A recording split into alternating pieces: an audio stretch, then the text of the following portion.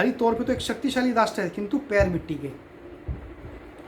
संसार में तीसरा अधिकतम वैज्ञानिक मानवीय संसाधनों वाला देश होते हुए भी हमारे देश में लगभग 30 करोड़ लोग पॉवर्टी में हैं।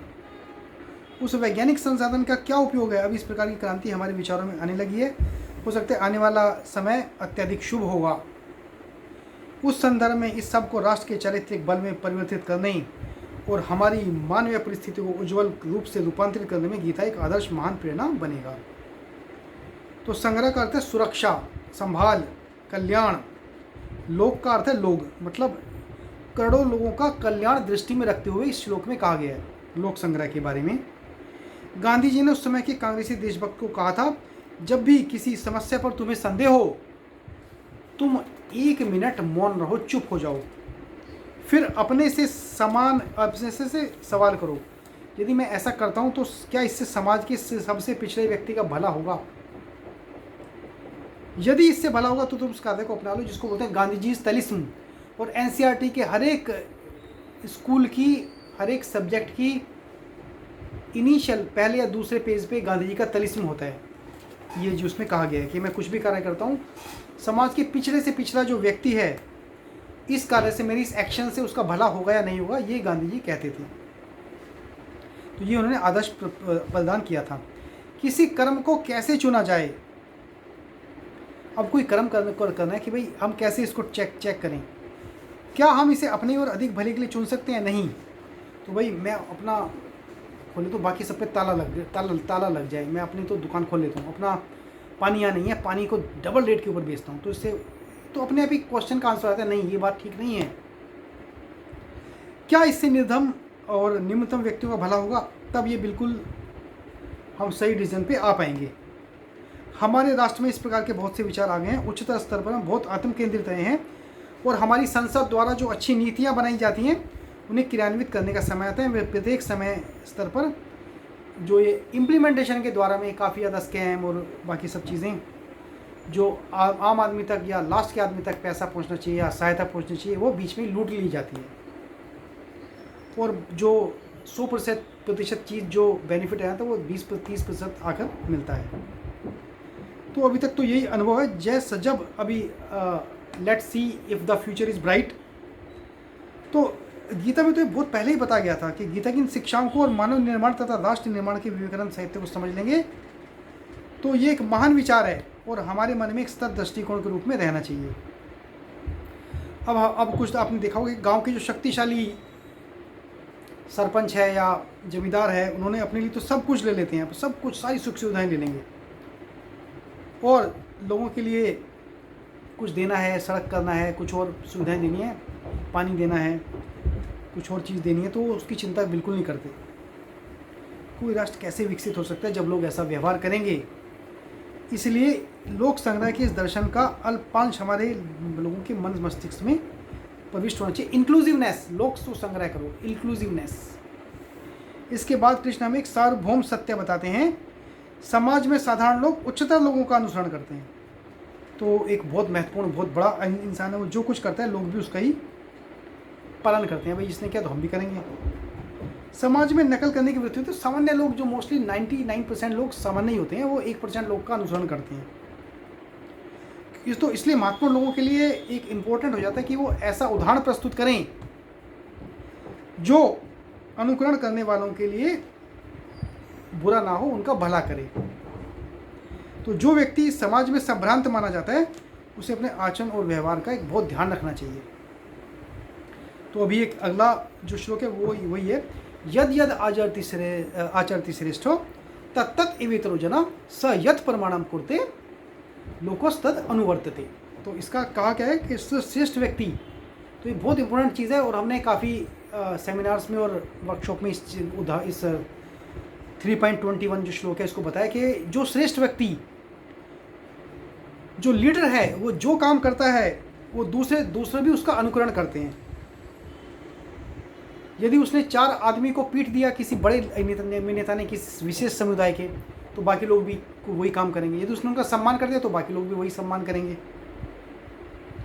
यदि उसने एक कचरा का डब्बा उठा के किसी कचरे पेटी में डाला तो हजारों लोग भी वही चीज़ करेंगे। यदि उसने सड़क पे फेंका तो सब लोग भी वही करेंगे। तो ये क्या कर्म द्वारा, तो उसके एक्शंस को सब लोग फॉलो करते हैं। कर्म द्वारा वह जो भी स्तर प्रदर्शित करता है लोग उसका अनुसरण करते हैं। इसीलिए कहा गया कि जो लीडर है या लीडर बनना चाहता है उसे अपने कर्मों का बहुत ही ज़्यादा ध्यान रखना चाहिए, क्योंकि हम देखते हैं जिसका कोई एक्टर है या कोई अभिनेता है, राजनेता है, उसकी लाखों करोड़ों की फ़ैन फॉलोइंग है। अब यदि वो कुछ भी गलत चीज़ बोल देता है, चाहे गलती से ही बोली गई, अचानक उसकी बड़ी आलोचना शुरू हो जाती है, और उससे 100 गुना ज़्यादा आलोचना हमारा पड़ोसी करे या कोई रामलाल करे, राम बाबू करे, हमारे आसपास के लोग करें, कोई ध्यान नहीं देता, सब लोग अपनी ज़िंदगी चलती रहती है, कोई इतना हाई तो बना ही बचती, क्योंकि वो लीडर नहीं है। लेकिन जब लीडर बन जाता है कोई, लोग जिसको एक आदर्श के रूप में देखते हैं, उसे अपने कर्मों का बहुत ध्यान रखना चाहिए, क्योंकि लोग वही करते हैं, क्योंकि उसका आचरण, उसका एक्शन, उसके कर्म लाखों लोगों को प्रभावित करते हैं। तो उसे वही चीज़ बोलनी चाहिए जिससे लोगों का भला हो। तो श्रेष्ठ का अर्थ है वह जो उच्च स्थिति में है। वो श्रेष्ठ क्यों है? क्योंकि उच्च स्थिति में है, या तो वो धन से, बुद्धि से, राजनीतिक शक्ति से, या जिसके पास जिसमें से भी एक चीज़ है या उससे ज़्यादा चीज़ें हैं, वो समाज विशेष में श्रेष्ठ कहा जाता है। अभी अंबानी एक कैंपेन चलाई कि भाई अंबानी ने किया, अभी सब चिड़ियों को भी खाना दिए जाएंगे सुबह सुबह, तो उससे हज़ारों लोग वो करें। मोदी सुबह सुबह उठ के सूर्य नमस्कार शुरू कर दे, भाई मैं हर रोज़ ये करूँगा, और एक उसका एक किसी मन की बात पे, चाय पे, चर्चा पे बोल दे, तो हज़ारों लोग वो शुरू कर देंगे। तो ये मानव समाज की एक प्रकृति है। वो जो स्तर, जो बेंचमार्क वो निर्धारित करता है, अन्य लोग भी उसी स्तर का अनुगमन करते हैं। कितना सुंदर विचार है। तो लेकिन ये गलत रूप में भी हो सकता है कि यदि वो गलत काम करेगा तो लोग गलत भी करेंगे। तो अब जब उच्च स्तर पर भ्रष्टाचार विद्यमान है, जब भ्रष्टाचार बिल्कुल ऊपर से नीचे तक आ गया है, तो उच्च व्यक्तियों को व्यवहार का उच्च स्तर रखना चाहिए। तो यदि किसी का बॉस रिश्वत लेता है तो उसका सबॉर्डिनेट है वो भी रिश्वत लेने की कोशिश करेगा। उसका बोझ बिल्कुल स्ट्रिक्ट है, बिल्कुल इतना कि भाई हर एक चीज़ में 1 रुपये का बिल्कुल नहीं करा, सबके काम के लिए आगे रहे। तो हो सकता है कि उसके बाकी जो उसके जूनियर हैं वो भी उसका अनुसरण करें, क्यों? उनको डर है कि भाई जो ये कर रहा है, या तो डर से, या एक उदाहरण के रूप में, या उसके रिस्पेक्ट में, वो लोग भी वही करते हैं। मानो तो जो एक परिवार का मुखिया है, उसका परिवार का मुखिया एक अमुक दिस पे, एक अमुक टाइम पर व्रत रखता है या एक अमुक पूजा करता है, तो उसके बेटे, पोते, परपोते भी वही चीज़ करते हैं। हम काफ़ी टाइम पर देख चुके हैं। हेरिटेज एक फैमिली में जो पूजा होती है, ये वैसी पूजा होती है, आती में हुई है। हम दशहरे को एक निश्चित रूप से मनाते हैं, वैसे हमारे दादा परदादा, उनके दादा मनाते थे, दशहरा वैसे मनता आया है। तो ये कहा गया है कि पास पूर्व की सदियों से अब तक एक आश्चर्यजनक विचार और व्यवहार था। समाज का सर्वोच्च व्यक्ति, और ये नहीं कहा सर्वोच्च व्यक्ति, जो उस समय ब्राह्मण कहा था, ब्राह्मण, वैश्य, क्षत्रिय और शूद्र, जो ब्राह्मण व्यक्ति जो समाज का निर्धनतम व्यक्ति भी था, तो सर्वोच्च श्रेष्ठ व्यक्ति ब्राह्मण को कहा जाता था, और वो सबसे निर्धन व्यक्ति भी था, क्योंकि वो अपने लिए नहीं कमाता था, अपना दिमाग, अपना ज्ञान, अपनी विद्या समाज के कल्याण के लिए यूज़ करता था वो ब्राह्मण। उसने सदियों तक अपने व्यवहार का एक उच्च स्तर बनाए रखा, तभी राजा महाराजा उससे डरते थे, उसे अपना राजपुरोहित बनाते थे, उसके सामने सिर झुकाते थे, क्योंकि गुरु था वो। और यदि किसी उस गुरु ने कुछ ऐसा उदाहरण पेश कर दिया तो समाज अपने पतन काल में भी चला गया। 19वीं सदी के प्रारंभ में भगवान श्री रामकृष्ण के पिता थे, रामकृष्ण, पता है, रामकृष्ण परमहंस विवेकानंद, ये सब बंगाल में पैदा हुए थे, तो ये बंगाली थे, रामकृष्ण भी। तो इनके पिता का नाम था क्षुदीराम चटर्जी। तो ये चटर्जी थे, रामकृष्ण जो परमहंस थे, इनके पिता थे क्षुदीराम चटर्जी। उनमें वो बिल्कुल गरीब थे, और एक जमींदार जो उनके गांव के थे, बहुत बड़े हैसियत वाले, उन्होंने उनके पक्ष में उनको बोला, तो भाई अगले दिन कोर्ट में आओ और झूठी गवाही मेरे बारे में अपना दे देना, जो तुम करोगे तुम्हारी लाइफ सुखी हो जाएगी।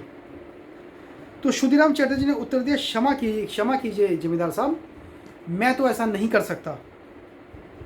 तो जमींदार एक दुष्ट व्यक्ति था, उसने कहा, भाई देख लो, तुम नहीं करोगे तो तुम्हें बर्बाद कर दूंगा, तुम्हें कष्ट उठाना पड़ेगा और तुम्हारा सब कुछ हथिया लूँगा। तो उसने कहा, कोई बात नहीं, मैं तो केवल सत्य ही बोलूँगा, मैंने सत्य का एक प्रिंसिपल, एक वैल्यू लिया है, तो मैं वही बोलूँगा, आप जो करना चाहे आप कर सकते हैं, लेकिन मैं झूठी गवाही नहीं दूंगा। तो इस प्रकार जो जमींदार, तो ने क्षुदीराम चटर्जी का जो ज़मीन थी उसके नाम पे थी, वो उसने उसको कुर्की करा दी, उसके घर को उससे बाहर निकाल दिया और एक आदेश जारी कर दिया कि इसे गांव से बाहर निकाल दो। तो श्री राम कृष्ण के पिता जो थे उस समय उनको गांव से बाहर निकाल दिया। तो कोई बात नहीं, उन्होंने सामान का एक छोटा सा गट्ठर बनाया और अपने 2 बच्चों और उनकी माता के साथ जाने लगे। तो वो उस गांव से निकल गए। अब एक जमींदार ने एक ऐसा उदाहरण प्रस्तुत किया। अब दूसरे जमींदार की बात सुनिए। अब एक जमींदार जैसे ही गांव से बाहर गए तो दूसरे जो पड़ोसी जमींदार था उसे पता था कि ये बहुत ईमानदार सत्य बोलने वाले व्यक्ति हैं शुद्धीराम जी। तो जमींदार गांव में ही आ गया। जैसे उस गांव से जा रहे थे कि महाराज आप मेरे गांव में आइए, प्लीज़ आप मेरे गांव में पधारिए, आप जैसे व्यक्ति हमें चाहिए। तो उस एक बड़े जमींदार उसने वो उदाहरण प्रस्तुत किया कि जो सत्य बोलने वाले का सम्मान कर रहा है। तो उसके गांव में काफ़ी लोगों ने वही किया कि भाई साधु संतों का और ऐसे लोगों का सम्मान करते थे। तो उस जमींदार ने कहा आप मेरे घर आइए, मैं आपकी कुटिया बना के दूंगा, मैं आपको ज़मीन दूंगा, वहाँ पर आप खेती कीजिए, मैं आपको बर्तन दूंगा और आप अपना परिवार के साथ यहाँ पर रहिए। तो उन्होंने कहा कि भाई उनका गांव था कामारपुकुर। तो कामारपुकुर गांव का जो जमींदार था बहुत भला व्यक्ति था। तो उसी ऐसे भले व्यक्ति में, ऐसे गांव की मिट्टी में श्री रामकृष्ण परमहंस का जन्म हुआ। तो जीवन की इस गुणात्मक को देखिए, नैतिक व्यवहार का उच्च स्तर।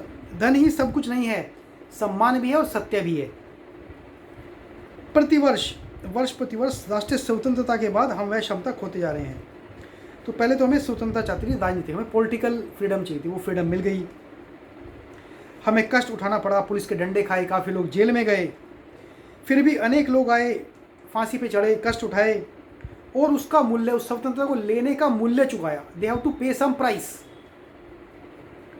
उस समय हमारे अंदर वो क्षमता थी, लेकिन अभी धीरे धीरे क्या है, अभी धीरे धीरे वो क्षमता ही खत्म होती जा रही है। अब तो लगता है हमने घर में, अपने समाज में भी स्वतंत्र नहीं है। आज भी समाज से हमें डर लगता है, उसके बंधनों से बंधे हुए हैं, कुरीतियों के बंधन से बंधे हुए हैं आज हमारे, और सोच के बंधन, छोटी सोच के बंधन से बंधे हुए हैं। ये हमारा दुर्भाग्य है। तो इसमें कहा गया है कि जो श्रेष्ठ व्यक्ति जो स्तर, जो बेंचमार्क्स सेट करता है, सभी बाकी के लोग उसी का अनुकरण करते हैं, उसी को फॉलो करते हैं। तो एक पिता घर में जो व्यवहार का उच्च स्तर रखता है कि भाई एक पिता था, एक बस में चढ़ा, अब उस बस में कंडक्टर में नहीं था तो काफ़ी लोगों ने टिकट लिया नहीं, फ्री में यात्रा की उन्होंने। तो पिता अपने बेटे के साथ गया, वो जहाँ उतरा वहाँ डिपो में गया और 5 रुपये दिए। उसने कहा भाई टिकट काउंटर में व्यक्ति ने पूछा भाई कहाँ जाना है। उसने नहीं, मैं यात्रा मेरी पूरी हो गई, मैंने यात्रा कर ली, उसके 5 रुपये जमा कर रहा हूँ। उसे ऐसा करने की जरूरत नहीं थी, लेकिन उसने एक उदाहरण प्रस्तुत किया अपने बेटे के सामने कि भाई किसी का जो सर्विस किया उसका मूल्य देना है। तो कुछ लोग यहाँ इनकम टैक्स की चोरी कार भी करते हैं, कितनी बड़ी बात है। उसने 5 रुपये भी दिए उस इंसान ने। तो बच्चा, वो समाज, जो अगली जनरेशन आएगी वो वही अनुसरण करेगी जो उसके पिता ने किया, क्योंकि बच्चे माता और पिता का ही अनुकरण करेंगे। यदि माता या पिता कहीं पर चोरी करते हैं, चुपचाप कोई सामान उठा लिया, कहीं गए उठा लिया, तो बच्चा भी वही करेगा मोस्ट लाइकली। बाप सिगरेट पीता है तो बच्चा भी हो सकता है घर में सिगरेट पिए। बाप पान चबाता है तो बच्चा भी शायद पान चबाए। तो लोग बहुधा भूल जाते हैं कि उनके आसपास छोटे बच्चे हैं जो उनको इमीडिएटली उनकी आदत को पिक कर लेते हैं, जो बहुत सूक्ष्म से उनका ऑब्जर्वेशन, क्योंकि वो ज़्यादा बोलते नहीं, ज़्यादा काम करते हैं, उनका पूरा बुद्धि इसी पे केंद्रित रहती है कि बड़े क्या करते हैं। तो यदि बुरे काम करते हैं तो बच्चे समझेंगे ठीक है, हम उस बुरे काम को दुगना करेंगे। तो उसने 1 चम्मच चुराई किसी के, मम्मी ने किसी के घर जाके, तो वो 2 चम्मच चुरा के ले आएगा। तो बच्चा कहेगा मेरे को प्राइड की बात है, मेरे बाप ने कुछ को प्राइड की बात होगी तो मैं तो उससे डबल प्राइड लूँगा। तो ये बहुत नेचुरल है, ये सबके स्वाभाविक रूप से आ जाएगा बच्चों में।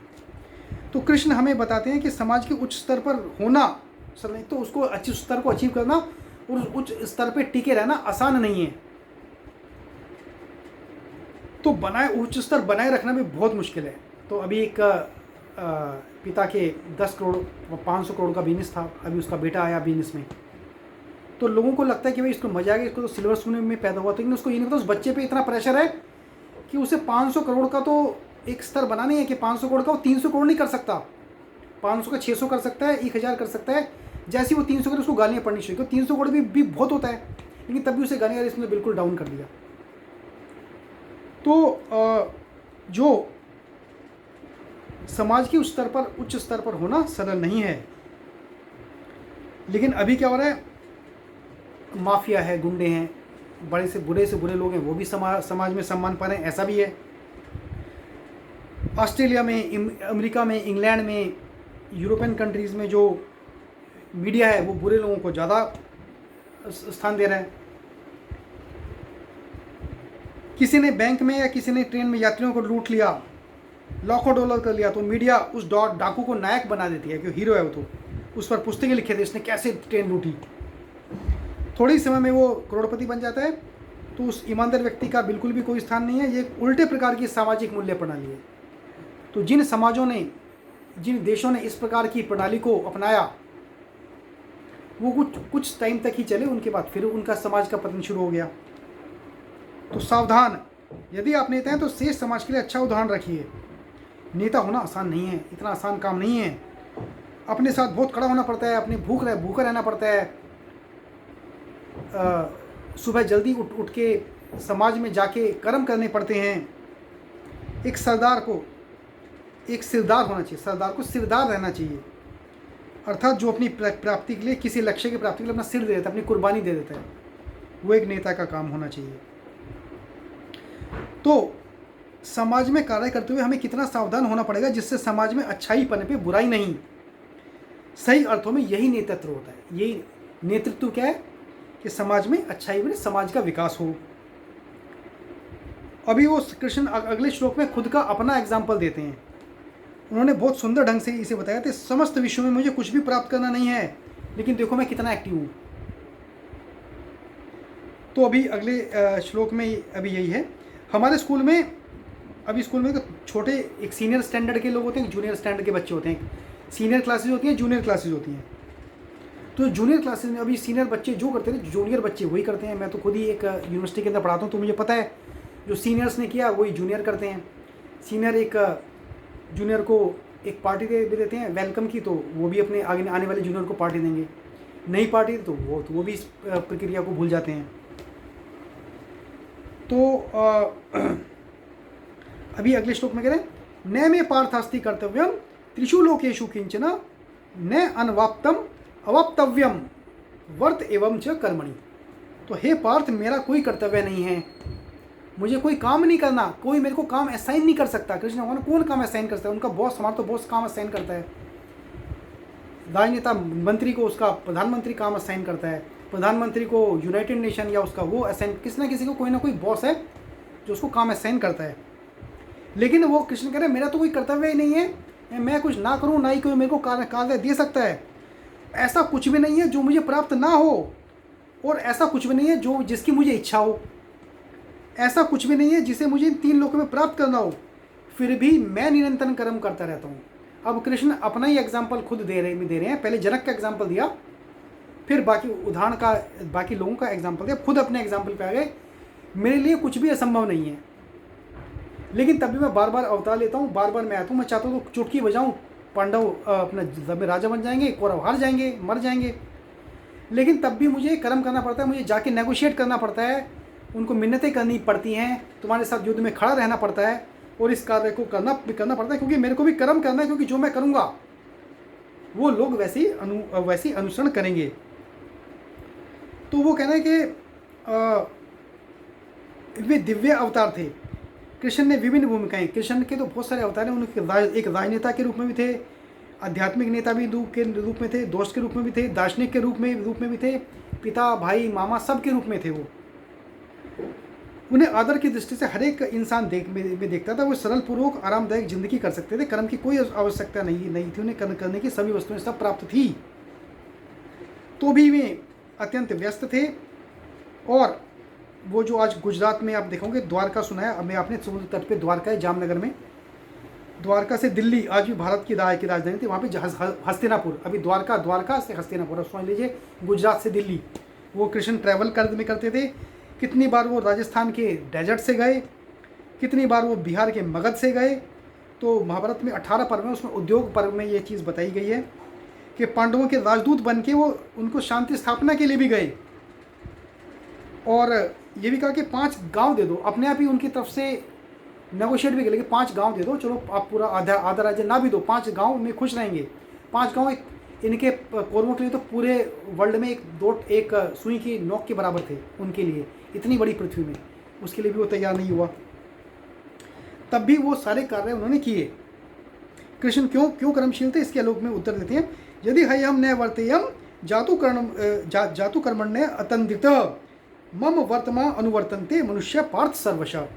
तो यदि मैं बिना अवकाश के निरंतर कार्य न करूं पार्थ, तो स्त्री और पुरुष हर प्रकार से मेरा ही अनुसरण करेंगे, कोई भी काम नहीं करेगा। तो यही बात उन्होंने कहा है कि यदि ही अहम न वर्तेयम, यदि मैं कर्म न करूं तो लोग मेरे मार्ग का अनुकरण करेंगे। हे अर्जुन, प्रत्येक प्रकार से इसमें क्या गलत है, वे कष्ट भोगेंगे, जो कर्म नहीं करेंगे तो कष्ट भोगेंगे। और जिनको धनोपार्जन करना है, जिनको यशोपार्जन करना है, उन्हें बहुत से काम करने हैं। तो अभी तब श्री कृष्ण उनके समक्ष एक बुरा उदाहरण रखकर उनका जीवन नष्ट करके लोगों के शत्रु हो जाएंगे यदि वो काम नहीं करते हैं तो कहा कि भगवान को भी कर्म करना पड़ता है। इंसान की तो बात क्या, भगवान को भी एक उदाहरण प्रस्तुत करने के लिए कर्म करना पड़ता है। तो जैसे घर पे एक पिता है, उसे खिलौने से खेलने की जरूरत नहीं है, उसके बच्चे खेलेंगे ना, लेकिन पिता भी बच्चों के साथ खिलौना खेलता है क्योंकि उसे उत्साहित करने के लिए कि चल मैं तेरे साथ खेलता हूँ, तेरे को एक्सपर्ट करता हूँ, चेस खेलता हूँ, कैरम खेलता हूँ, तेरे को गुड़िया सजाता हूँ। तो कृष्ण भी के लिए हम सब बच्चे हैं, कृष्ण हमारे साथ गेम खेलते हैं। तो उन्होंने कहा कि मैं कठोर परिश्रम कर रहा हूँ और यदि मैं निश्चय हूँ तो लोग कष्ट उठाएंगे। तो अभी इस श्लोक में 23वां श्लोक हमने ख़त्म किया, तो इस वाले सत्र में 23 श्लोक तक ही करते हैं। तो आइए 11 बार कृष्ण महामंत्र का जाप करते हैं, फिर ये सत्र का समापन करेंगे।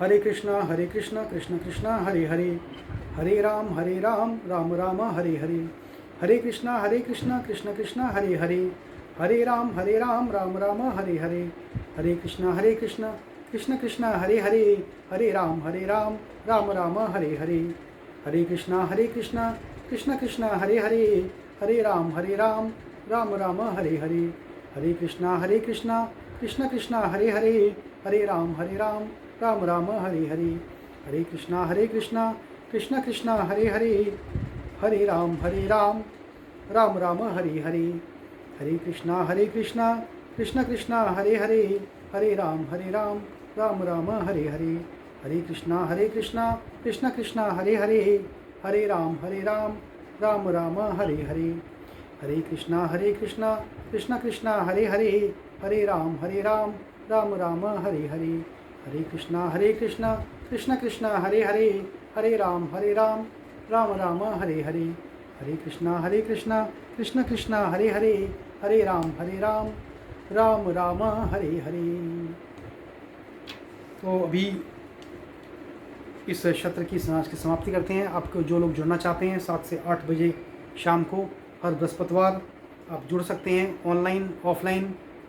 Green city building number 13 flat number 701, Krishna Geeta live YouTube channel, Instagram Facebook page है, गूगल मीट पे सबका लिंक हमने दिया है। व्हाट्सएप ग्रुप में आप भी जुड़ सकते हैं।